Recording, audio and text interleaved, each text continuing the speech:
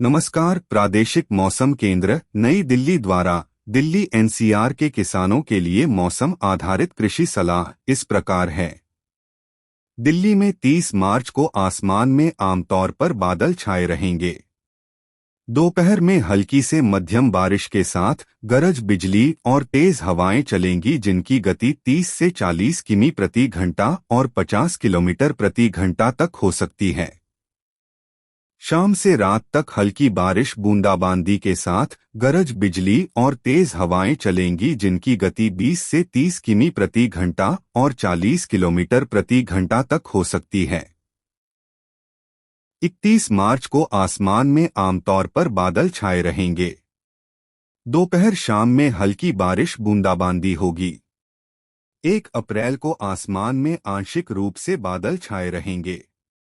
दिल्ली में अगले 48 घंटों के दौरान अधिकतम तापमान में 2 से 3 डिग्री सेल्सियस की गिरावट आएगी और उसके बाद के 3 दिनों में 3 से 4 डिग्री सेल्सियस की वृद्धि होगी और उसके बाद 4 से 5 डिग्री सेल्सियस की गिरावट आएगी। दिल्ली में अगले 3 दिनों के दौरान अधिकतम तापमान सामान्य रहेगा और उसके बाद के 2 दिनों में सामान्य से अधिक रहने की संभावना है। दिल्ली में आज न्यूनतम तापमान 20.4 डिग्री सेल्सियस दर्ज हुआ, जो कि सामान्य से 2 डिग्री सेल्सियस अधिक रहा। अगले 2 दिनों में न्यूनतम तापमान में लगभग 2 डिग्री सेल्सियस की गिरावट आने की संभावना है।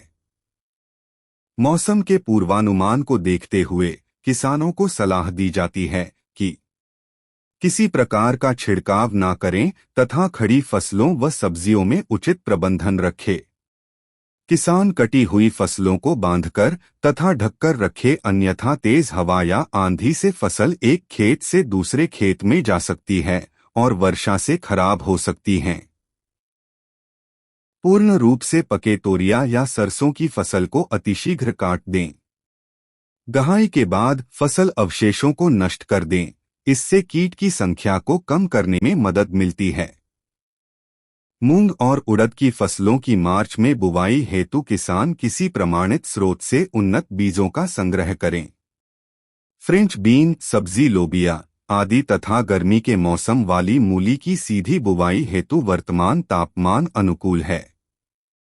इस मौसम में प्याज की समय से बोई गई फसल में थ्रिप्स के आक्रमण की निरंतर निगरानी करते रहें। आम तथा नींबू में पुष्पन के दौरान सिंचाई न करें। कृपया लाइक, शेयर और सब्सक्राइब करें। धन्यवाद।